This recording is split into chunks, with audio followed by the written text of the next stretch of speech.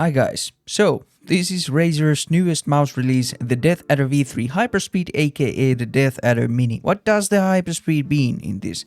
Well, it means it's part of their more affordable lineup together with the Viper V3 Hyperspeed, but unlike that one, this is using a rechargeable battery. Another thing that separates this one from being a Pro Series mouse is the sensor, and the one this is using is Razer's Focus X sensor, which is basically a revised implementation of the previous 3395 based sensor, which is for Razer a rather old sensor to use, but with some new tricks up to its sleeve. Let's touch up on the shape first. So compared to the Deathadder V3, this shape is now 6mm shorter, 3mm narrower and 3mm lower. It is not a direct scale down of the bigger brother, but the shape language is pretty much the same. I like these changes a lot. The regular Dave was a tad bit too large for me, but this is just pure perfection for my 17.5 times 10.5 centimeter hands. There is one thing I wish they changed, and that is this front right corner flare that is just very razery. During these past 3 weeks of using this, I've become very accustomed to it, but still I would enjoy a flatter side towards the front. Here I have some other Ergos for comparison, and from these the most comparable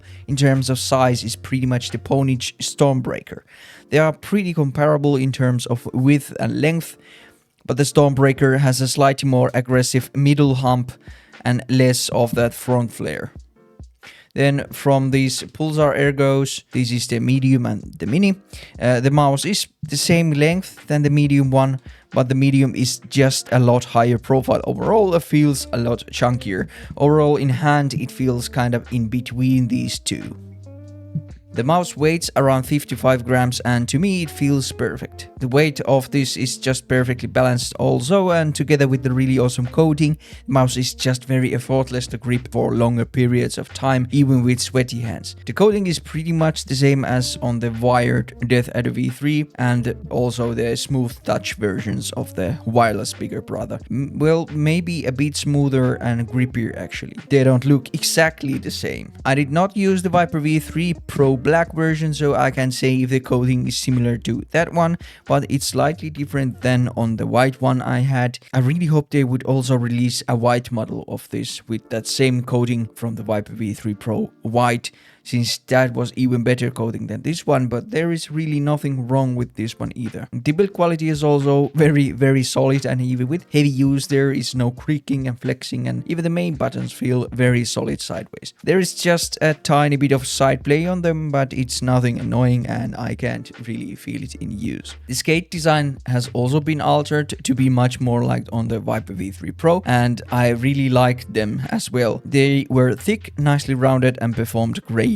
I just had to swap them out since they got eaten up pretty badly by testing different glass pads with this mouse. But so yeah, ignore the dots, but you can kinda see the shape of the original skates from this base. The clicks are the Razer's new Gen 3 opticals, and they feel really good like on their other models that use the same switches. They are very tactile and crispy clicks, and definitely some of the best opticals right after the optical Omrons I very much love. The side buttons are also very good, and they are positioned perfectly for my hand size. Scroll wheel is also something that they improved upon from the bigger brother, and now the notches of it are more pronounced and will produce less accidental jumps in a game. For example, on the wired Deathadder V3, the scroll wheel is just way looser, and I can't really feel the notches almost at all. So yeah, a big upgrade on this one. The wireless performance of this mouse is also very solid, and I didn't notice any differences between this and the other Razer wireless mice. I've been using it with their hyper polling dongle that is not included in the box, with 4K polling and 8K polling, and it just works flawlessly. In theory, I guess this mouse should have a lower motion latency since the Focus X sensor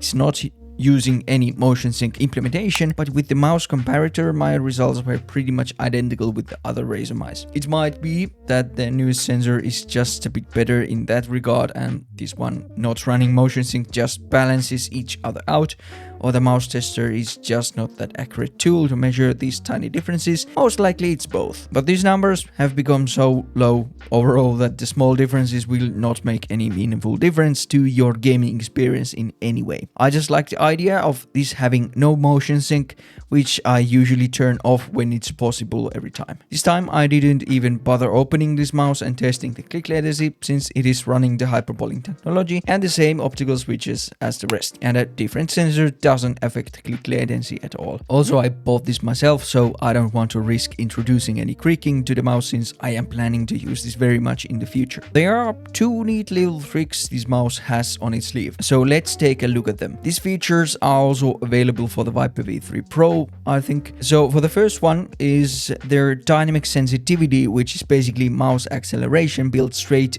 to the firmware of the mouse. You can adjust the settings on Synapse on the advanced tab, and there are like a bunch of different pre-assigned curves already, or you can set your own. This also saves straight to the onboard memory of the mouse, so you don't need to use an external program anymore to use a sensitivity curve. I'm not a mouse acceleration user myself, so I can't really tell if it's better or worse than the raw Excel people usually use for it. But I left the link to Razer's article about the stuff, which also has some interesting info about their current sensors in general, so take a look if you like. The other feature is then more simple, and you can basically set up the sensor rotation to match the mouse position on your hand. I played with it a bit, but I just preferred to use it off. So yeah, overall I'm very pleased with this mouse, and actually so pleased that I sold my Viper V3 Pro after getting this. It is simply a really good small Ergo mouse. One cool thing is also the price. The mouse costs around 120 euros, which is cheap compared to the other Razer releases, and for US folks you can get this with just $99, which is a very competitive price. Granted, it comes with just the 1K dongle in the package, but you might have that already, or you might not even need it. I still wish Razer would sell this in a bundle price with the hyperbolic dongle like they did with the Viper V3 Hyperspeed at the time. But that concludes my review. Thanks for watching and goodbye.